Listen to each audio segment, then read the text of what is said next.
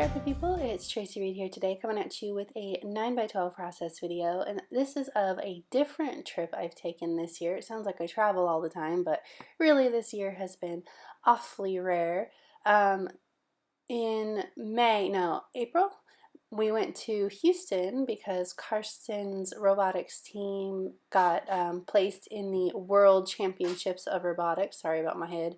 And my dad came with us, and so I wanted to tell the story about my dad being there, and I had happened to clean out some of the products and stuff I received while I was on my scrappy vacation, and I loved these half circles from Ali Edwards story kits.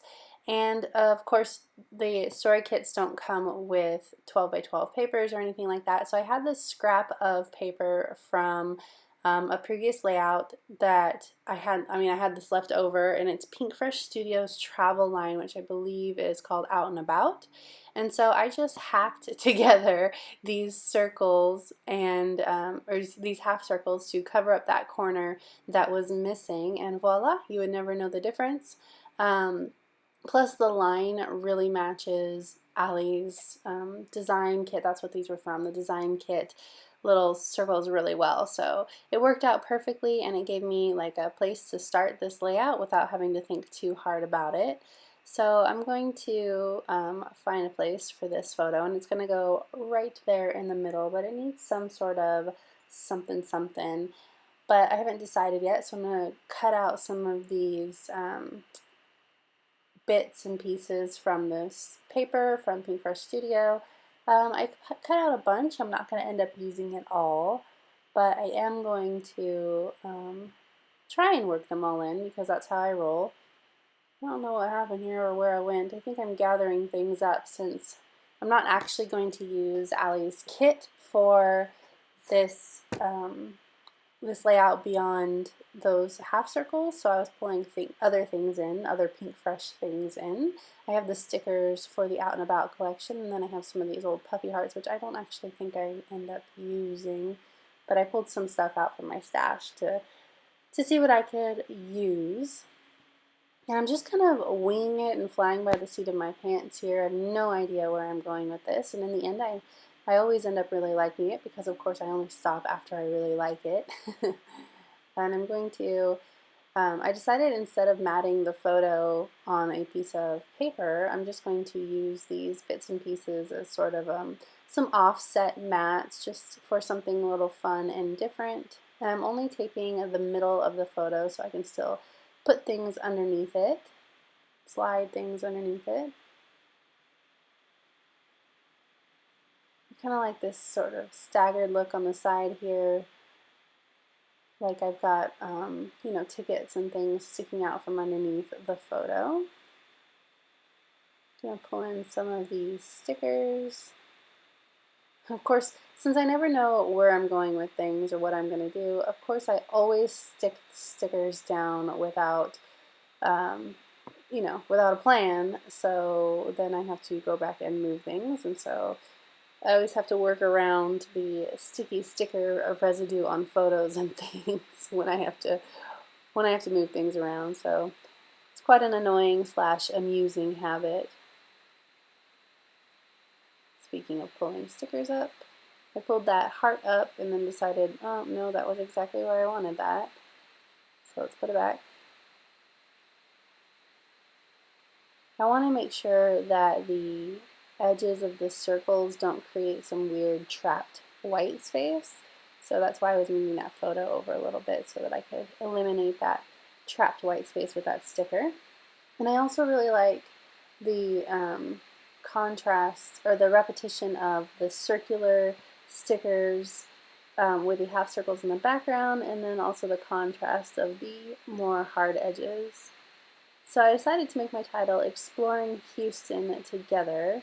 So I did end up having to move that sticker over a little bit to make that work because the Houston was too close to the edge. Then I'm going to pull all of the little yellow letters off of here for together because the yellow matches pretty well. Sorry, I'm a little bit off camera here, but I'll move it up in a minute. There we go. exploring Houston together. So then, of course, since they don't take up the same amount of horizontal space, I need something to fill in that gap right there. So first I do this little circular arrow, and then I'm going to come back and change it. Decided to pull some more things from my stash for this layout, so you'll see me do that in a second. Stuff I never use, like wood veneer and cork and things like that. I just really liked the idea of having a bunch of different textures on this page. Okay, so now I'm kind of looking at it and assessing where I want to go with it and what I want to do. This is kind of where I decided to pull out some extra stuff. I needed something to fill up that space together. I knew I was going to be adding my journaling on that big circle that says the story. So I needed something to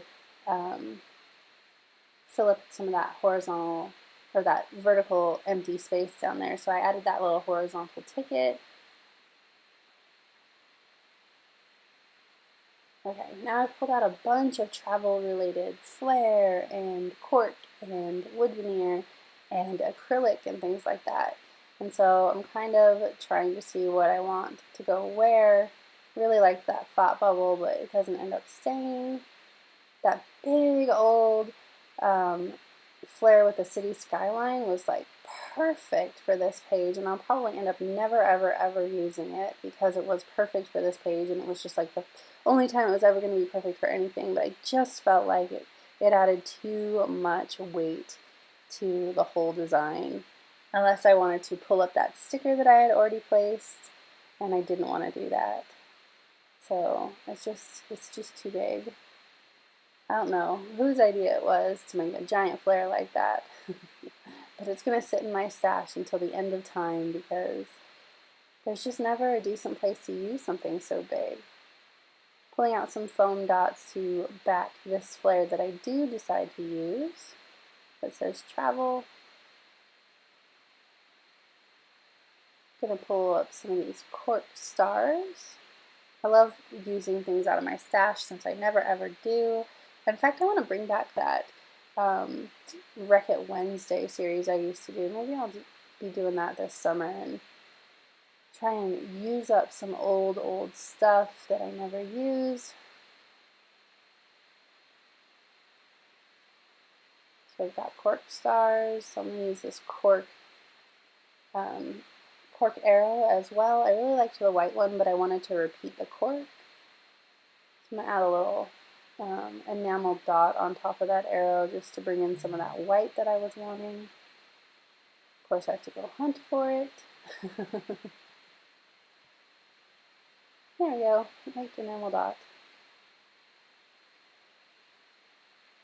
This is looking nice and good and cluttered, and you know how I like it, so getting close to done here.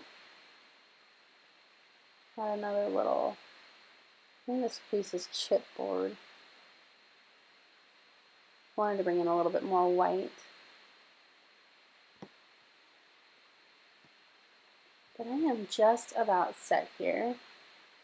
Keep trying to add more in. I might add in some wood veneer, but I felt like more words was just not going to work for me. So now I'm going to add in my journaling. Tell the story of how my dad ended up there. And we are, oh, and I'm going to add this date stamp from Cocoa Daisy, and then we are all set. This date stamp is European style, so I had to think about how the date was going to go on there. Just using my Memento ink, and then there's a date area right there. Oh, it's not Memento, that's Catherine Pooler ink, and I did it in yellow. But that is it. So if you enjoyed this video, I'd love it if you give it a thumbs up. If you're new here, go ahead and subscribe. I would love to have you, and you can follow me over on Instagram. I'm at Tracy M. Reed. All right, thank you.